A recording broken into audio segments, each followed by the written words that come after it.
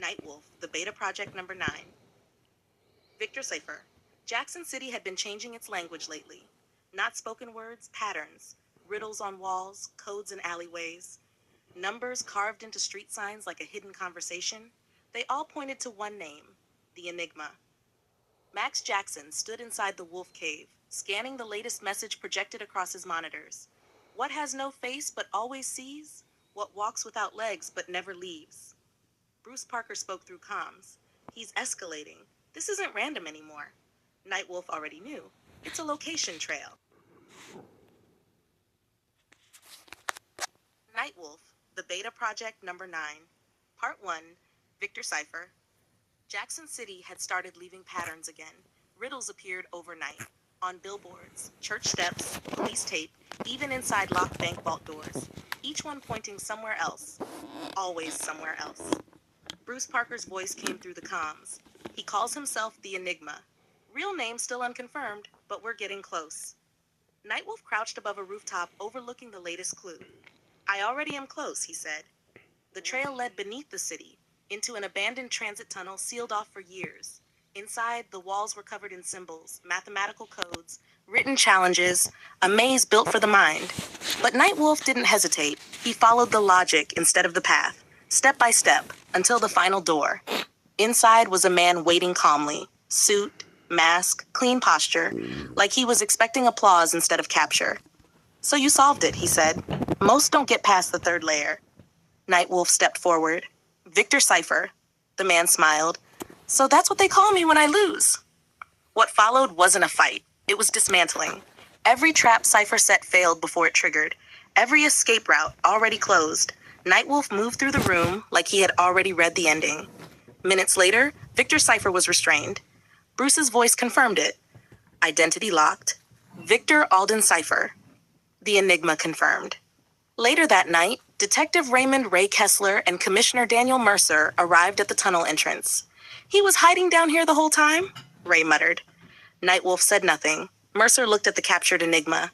Take him to Ravenshade. Part 2, Cryostorm, Dr. Elias Frost. Christmas Day in Jackson City should have been calm. Instead, it was bright lights, music, and generosity. The Jackson Manor Charity Gala was in full swing. Max Jackson stood among guests, smiling for cameras. A fundraiser for an orphanage, a celebration of billionaire Marcus Halverson. Everything looked perfect. Then the temperature dropped. Fast. Windows fogged, drinks froze, lights flickered into frost. A man in a metallic suit stepped through the doors, and everything he touched turned to ice. Panic erupted. Guests froze mid-step. Statues of ice formed across the ballroom. Marcus Halverson tried to run, but was grabbed. Frozen solid, Nightwolf arrived moments later. Bruce's voice was sharp. Target heading east. Heat signature gone cold, literally. I see him, Nightwolf said. The trail led to Cryodyne Industries, an abandoned facility. Inside, one room still had power, a looping security recording. The video showed Dr. Elias Frost, a scientist, a cryogenics specialist, desperate, trying to save his wife, Lillian Frost, suffering from MacGregor's syndrome. He placed her in a cryo chamber, begging time to stop. Then Marcus Halverson entered the footage, cold, corporate, final. No unauthorized experiments, Halverson said. Guards restrained Elias. The cryo chamber was ordered removed, with Lillian still inside. The struggle escalated. A shot was fired. A cryopipe ruptured. Gas flooded the room. The guards fled, frozen by their own mistake, and Elias was left behind. The footage ended. Bruce was quiet for a moment. So that's how it started. Nightwolf said nothing, because now he understood the suit, the freezing power, the obsession. A noise echoed behind him. Elias Frost stepped out of the shadows, now in the suit, now something else. They took her, he said. My wife? They left her to die in a system I built. Nightwolf didn't move. You became what they feared. Elias laughed bitterly. I became what they created. The fight was controlled chaos. Ice storms, cryobursts, frozen platforms forming midair. But Nightwolf adapted. Always adapting. Finally, Elias was restrained. Bruce confirmed identity. Dr. Elias Frost, subject classified as Cryostorm. On a raised platform nearby, Lillian Frost's cryo chamber still remained intact. And inside, Marcus Halverson, frozen, alive, but trapped. Nightwolf looked at Elias. Halverson will face justice, he said, but not like this. He paused. And your wife? We'll find a way to help her. Elias said nothing. Minutes later, Cryostorm, us sent to Ravenshade Asylum, Marcus Halverson sent to Ironcrest Penitentiary. Part 3, Dr. Alara Bloom, the greenhouse killer. The next case began quietly. A series of deaths. No weapons, just a single rose placed at every scene. Nightwolf followed the pattern until it led him outside the city, to a greenhouse. Inside was beauty, controlled, deliberate, alive. And at the center, a woman speaking softly to a plant, like it was answering her. Nightwolf entered. A vine struck instantly. A giant Venus flytrap burst from the floor, slamming him backward. The woman turned. Dr. Alara Bloom, Bruce said through comms. Botanist, missing for years. She smiled. I prefer creator, actually. Nightwolf broke free of the vines and stood. You're behind the deaths. Yes, she said calmly. They deserved it. She explained everything. Her work under Dr. Adrian Thornfield, a breakthrough in plant bioreactivity. He stole credit, tried to silence her, and threw her into experimental chemicals. But I didn't die, she said. I evolved. Plants erupted across the room. Thorns, vines, moving like predators. Nightwolf fought through them, cutting, dodging, advancing, until the room itself turned against her. But she made a mistake. She talked too long. Nightwolf used the opening. One strike, system collapse. Vines went still. Dr. Alara Bloom fell. Silent now. Bruce confirmed. Alara Bloom, identity locked. Nightwolf looked at her for a moment, then turned away. Later, Ravenshade Asylum intake completed. Nightwolf stood alone after the mission. Bruce's voice came through. You're noticing a pattern. Nightwolf nodded slightly. They all start with someone trying to fix something, and ending with something breaking instead. Above Jackson City, the wind moved again, and Nightwolf understood something clearly. This city wasn't running out of villains. It was producing them.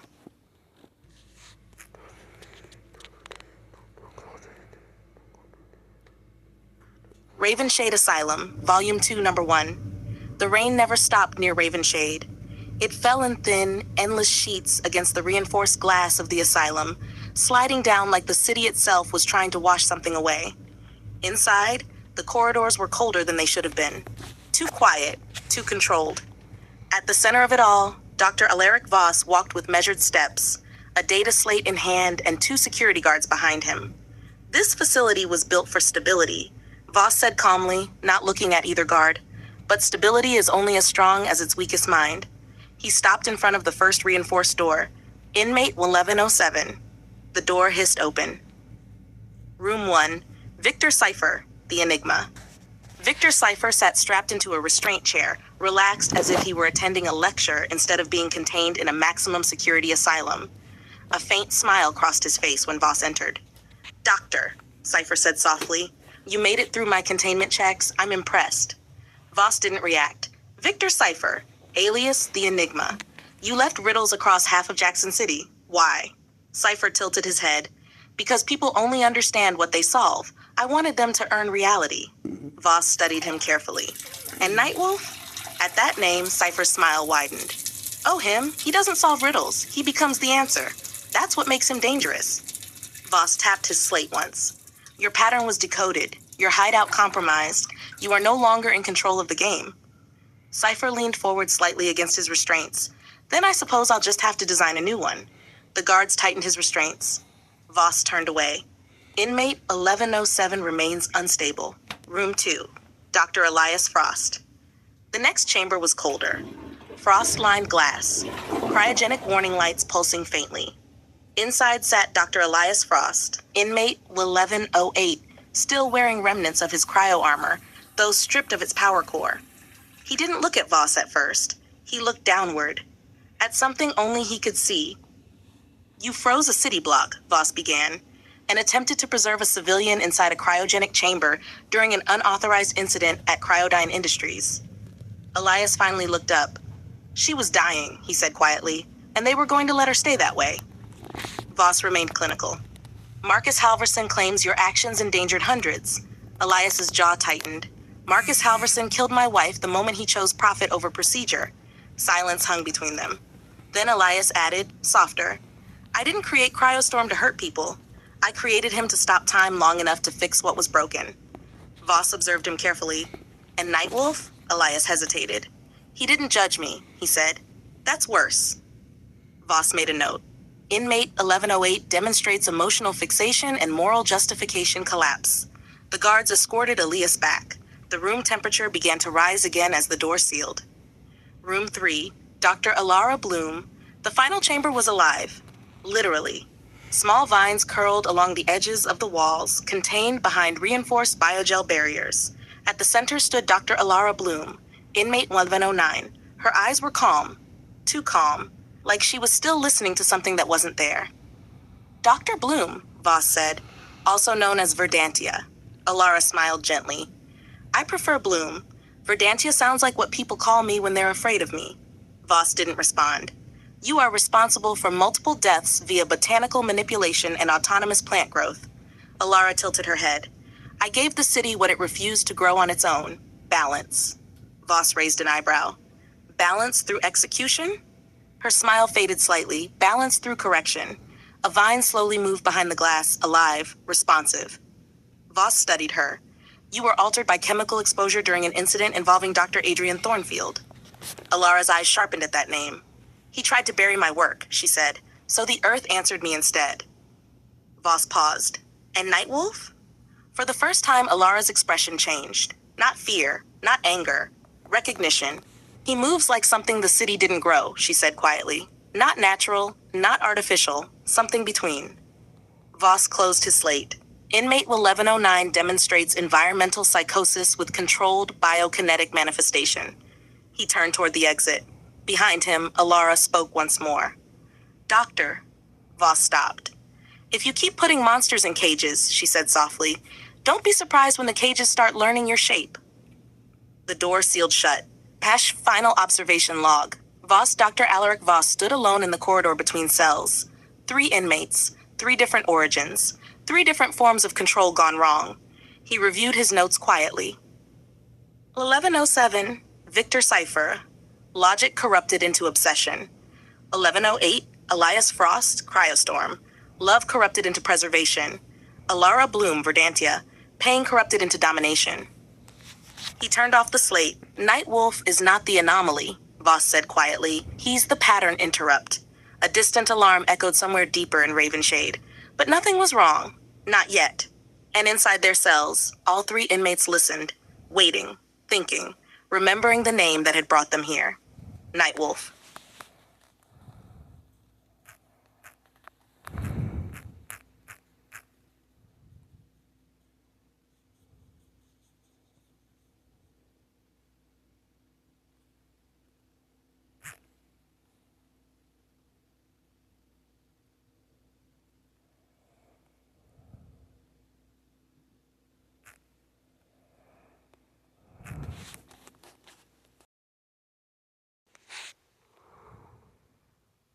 Nightwolf, the beta project number 10.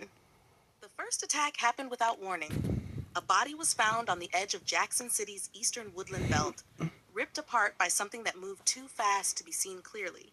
Claw marks carved deep in the trees, low to the ground, circling the area like a predator that had learned how to think. The reports called it a jaguar, but it wasn't. Not fully. The creature struck again the next night. And by the time the 3rd sighting came in, fear had already given it a name, Nightclaw. The following morning, Max Jackson stood inside the glass-walled research floor of Jackson Industries, dressed not as Nightwolf, but as the city's wealthiest public figure. Clean suit, calm expression, controlled voice. Across from him stood Dr. Rafael Navarro, lead scientist in animal genetics, a man known for pushing ethical boundaries without fully breaking them, at least publicly. Navarro held a sealed sample container under lab light. This blood sample you provided, Navarro said carefully, is unusual. Max's expression didn't change. I found it in the woods, he said. Near the reports, the creature looked like a jaguar. Navarro frowned slightly as he studied the data on his screen. It's not a full match to jaguar DNA, he said. Close enough to suggest a base genome, but it's been altered, spliced, stabilized in ways I don't fully recognize. He hesitated. There's something else in here. Max watched him. What kind of something else? Navarro shook his head slightly. I can't isolate it yet. Max nodded once. Keep me updated. And just like that, he left. That night, the city was quiet again. Too quiet. Inside the wolf cave, screens lit up around Max Jackson like a constellation of surveillance and analysis. The blood sample sat under a scanning beam, breaking down into strands of genetic code. Bruce Parker's voice came through the system. "You brought something back from the field again, without telling anyone?" "I didn't have time to explain," Max replied. "That's your favorite sentence," Bruce muttered. The results finished compiling. Max stepped closer. The screen froze, then reorganized itself. Jaguar DNA confirmed baseline. Unknown secondary sequence, human-derived genetic reconstruction. Max narrowed his eyes. "Human?" Bruce went silent for a moment. "Then, that's not just human." The system highlighted a partial match, a flagged biological signature. Max stared at it. "Navarro," he said quietly. For a moment, everything clicked into place, but not fully.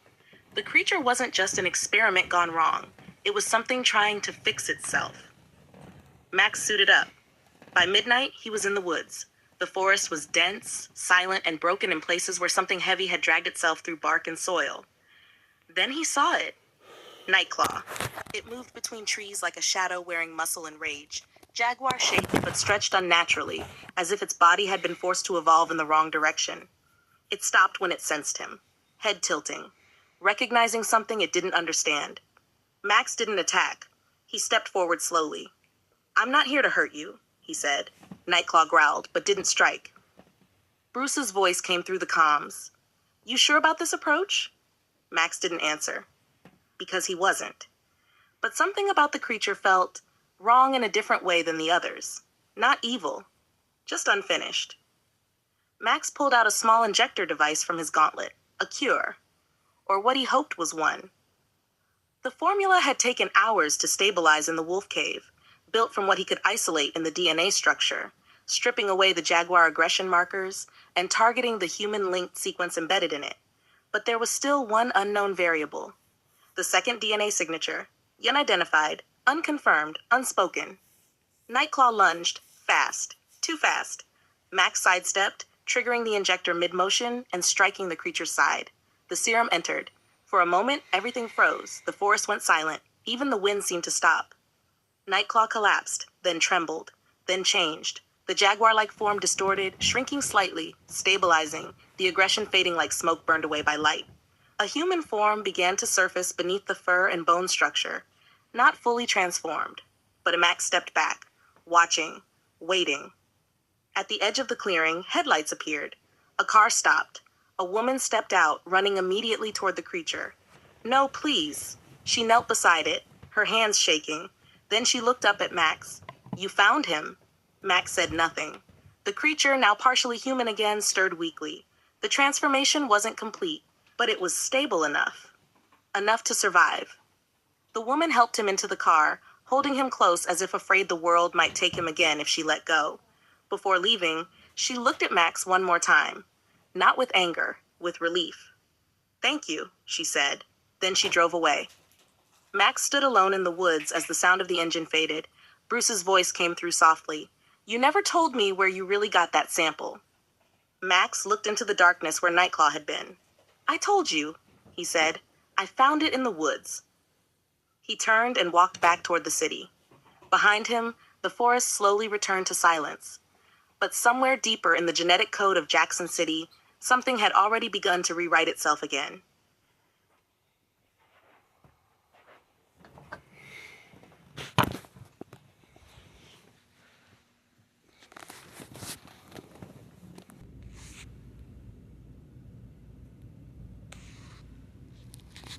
Nightclaw number 0. The night air outside Jackson City was colder than usual, sharp enough to bite through skin. But for him, it felt different now. Clearer, controlled. In a quiet alley near the edge of the city lights, a figure moved slowly out of the shadows. Not fully human, not fully beast. Nightclaw. He paused, flexing his hand, still carrying faint traces of altered genetics, the jaguar-like strength now balanced by something new, awareness. The chaos that once ruled his mind was gone. For the first time, he was thinking instead of reacting. "I'm still here," he whispered to himself. A scream cut through the alley. Nightclaw's head snapped up. At the far end of the street, a mugging was happening. 2 armed thieves cornering a civilian against a wall. The victim trembled, hands raised, as one of the attackers grabbed their bag. "Just stay quiet and you walk away," one of them growled. Nightclaw stepped forward instinctively, then stopped. He wasn't a monster anymore. He didn't have to be one. He moved carefully out of the shadows. The attackers didn't notice him at first, too focused on their target, too confident. "Hey," Nightclaw said. His voice was low, controlled, not a roar, not a growl, just a voice. Both criminals turned. "What the?" one of them started. Nightclaw was already moving. It wasn't rage. It wasn't instinct. It was precision. One step forward, he disarmed the first attacker before the man could lift his weapon. A second motion, he twisted the other's wrist just enough to drop the stolen bag. No unnecessary force. No killing blow, just control. The first mugger stumbled back. "What are you supposed to be?" Nightclaw paused. That question used to confuse him. Now it didn't. "I'm not what I was," he said. Then he knocked both of them unconscious, cleanly, quickly, without hesitation. Silence returned to the alley. The victims slowly lowered their hands, stunned. "What are you?" they asked. Nightclaw looked at them for a moment. A reflection of the old him would have disappeared into the dark, but he didn't. Not anymore. "I don't know yet," he said honestly. Then, after a pause, "But I'm trying." He stepped back into the shadows, but not to hide, to leave. On his own terms. For the first time, Nightclaw didn't feel like something being hunted inside his own skin. He felt like something choosing where to go next. And far above the city, Jackson's lights continued to glow, unaware that something new had just begun to learn what it meant to be a protector.